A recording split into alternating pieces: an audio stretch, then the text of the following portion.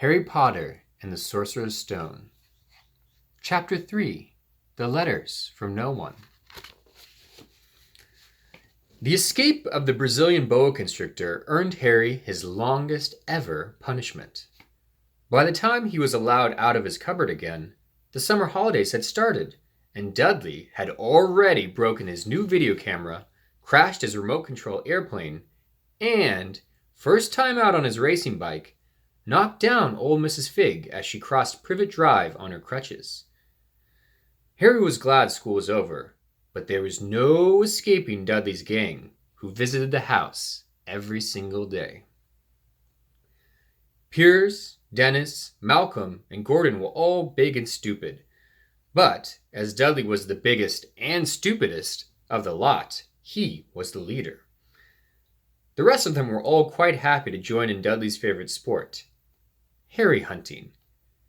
This was why Harry spent as much time as possible out of the house, wandering around and thinking about the end of the holidays, where he could see a tiny ray of hope. When September came, he would be going off to secondary school, and, for the first time in his life, he wouldn't be with Dudley. Dudley had been accepted to Uncle Vernon's old private school, Smeltings. Piers Pocus was going there too. Harry, on the other hand, was going to Stonewall High, the local public school. Dudley thought this was very funny. "They stuff people's heads down the toilet the first day at Stonewall," he told Harry. "Want to come upstairs and practice?" "No thanks," said Harry. "The poor toilets never had anything as horrible as your head down it. It might be sick." Then he ran before Dudley could work out what he'd said. One day in July, Aunt Petunia took Dudley to London to buy his Smeltings uniform, leaving Harry at Mrs. Figg's. Mrs. Figg wasn't as bad as usual. It turned out she'd broken her leg tripping over one of her cats, and she didn't seem quite as fond of them as before. She let Harry watch television and gave him a bit of chocolate cake that tasted as though she'd had it for several years. That evening, Dudley paraded around the living room for the family in his brand new uniform. Smeltings boys wore maroon tailcoats, orange knickerbockers, and flat straw hats called boaters. They also carried knobbly sticks, used for hitting each other while the teachers weren't looking. This was supposed to be good training for later in life. As he looked at Dudley in his new knickerbockers, Uncle Vernon said gruffly that it was the proudest moment of his life. Aunt Petunia burst into tears, and she said she couldn't believe it was her Icky-Doodlykins. He looked so handsome and grown up. Harry didn't trust himself to speak. He thought two of his ribs might already have cracked from trying not to laugh. There was a horrible smell in the kitchen the next morning when Harry went in for breakfast. It seemed to be coming from a large metal tub in the sink. He went to have a look. The tub was full of what looked like dirty rags swimming in gray water. "What's this?" he asked Aunt Petunia. Her lips tightened, as they always did if he dared to ask a question. "Your new school uniform," she said. Harry looked in the bowl again. "Oh," he said. "I didn't realize it had to be so wet." "Don't be stupid," snapped Aunt Petunia. "I'm dyeing some of Dudley's old things gray for you. It'll look just like everyone else's when I've finished." Harry seriously doubted this, but thought it best not to argue. He sat down at the table and tried not to think about how he was going to look on his first day at Stonewall High. Like he was wearing bits of old elephant skin, probably. Dudley and Uncle Vernon came in, both with wrinkled noses because of the smell from Harry's new uniform. Uncle Vernon opened his newspaper as usual, and Dudley banged his smelting stick, which he carried everywhere, on the table. They heard the click of the mail slot and flop of letters on the doormat. "Get the mail, Dudley," said Uncle Vernon from behind his paper. "Make Harry get it." "Get the mail, Harry." "Make Dudley get it." "Poke him with your smelting stick, Dudley." Harry dodged the smelting stick and went to get the mail. 3 things lay on the doormat.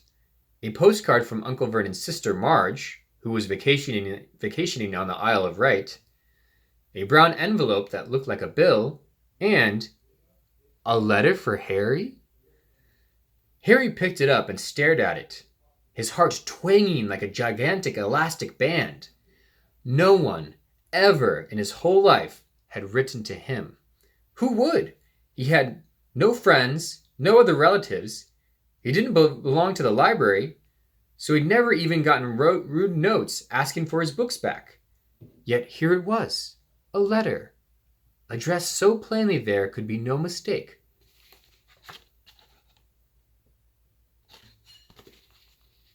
Mr. H. Potter, The Cupboard Under the Stairs, 4 Privet Drive, Little Winging, Surrey. The envelope was thick and heavy, made of yellowish parchment, and the address was written in emerald green ink. There was no stamp. Turning the envelope over, his hand trembling, Harry saw a purple wax seal bearing a coat of arms, a lion, an eagle, a badger, and a snake surrounding a large letter H. "Hurry up, boy!" shouted Uncle Vernon from the kitchen. "What are you doing? Checking for letter bombs?" He chuckled at his own joke. Harry went back to the kitchen, still staring at his letter. He handed Uncle Vernon the bill and the postcard, sat down, and slowly began to open the yellow envelope. Uncle Vernon ripped open the bill, snorted in disgust, and flipped over the postcard. "Marge is ill," he informed Aunt Petunia. "Ate a funny whelk." "Dad!" said Dudley suddenly. "Dad, Harry's got something!" Harry was on the point of unfolding his letter, which was written on the same heavy parchment as the envelope, when it was jerked sharply out of his hand by Uncle Vernon. "That's mine!" said Harry, trying to snatch it back. "Who'd be writing to you?" sneered Uncle Vernon, shaking the letter open with one hand and glancing at it. His face went from red to green faster than a set of traffic lights. And it didn't stop there. Within seconds, it was the grayish-white of old porridge. "Petunia," he gasped. Dudley tried to grab the letter to read it, but Uncle Vernon held it high out of his reach. Aunt Petunia took it curiously and read the first line. For a moment, it looked as though she might faint. She clutched her throat and made a choking noise. "Oh, Vernon! Oh, my goodness, Vernon!" They stared at each other, seeming to have forgotten that Harry and Dudley were still in the room. Dudley wasn't used to being ignored. He gave his father a sharp tap on the head with his smelting stick. "I want to read that letter," he said loudly. "I want to read it," said Harry furiously, "as it's mine."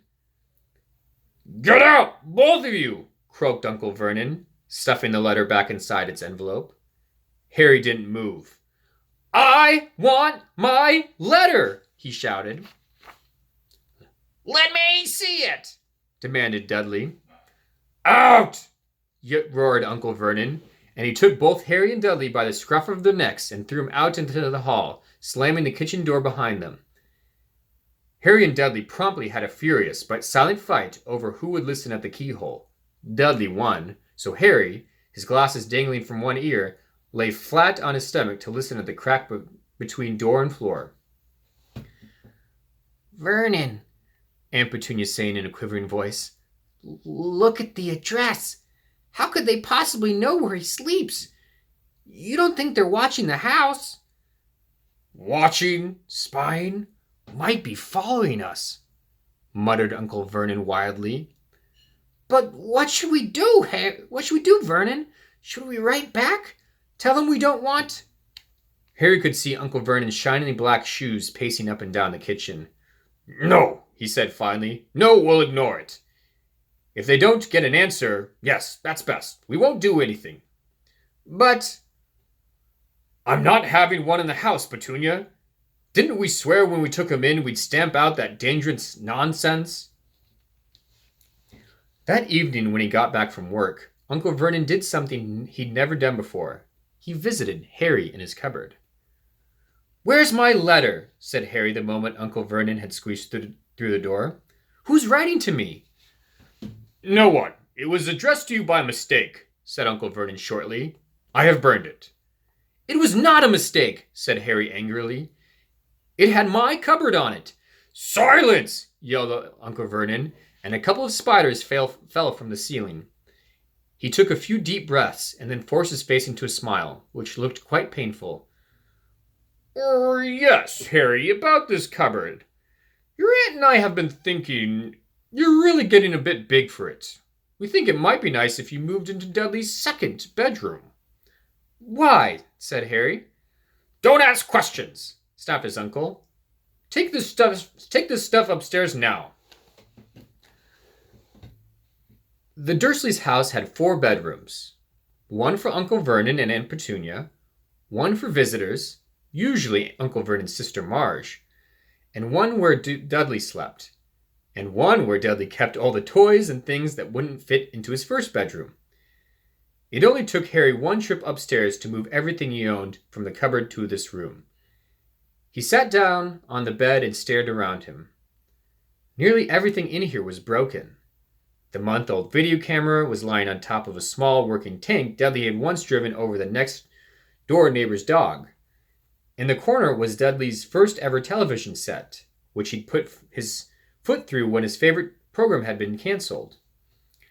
There was a large bird cage, which had once held a parrot that Dudley had swapped at school for a real air rifle, which was up on a shelf with the end all bent because Dudley had sat on it. Other shelves were full of books. They were the only things in the room that looked as though they'd never been touched. From downstairs came the sound of Dudley bawling at his mother. I don't want him in there. I need that room. Make him get out. Harry sighed and stretched out on the bed. Yesterday he'd have given up anything to be up there. Today, he'd rather be back in his cupboard with that letter than up here without it. All right, we will continue with Chapter 3 tomorrow.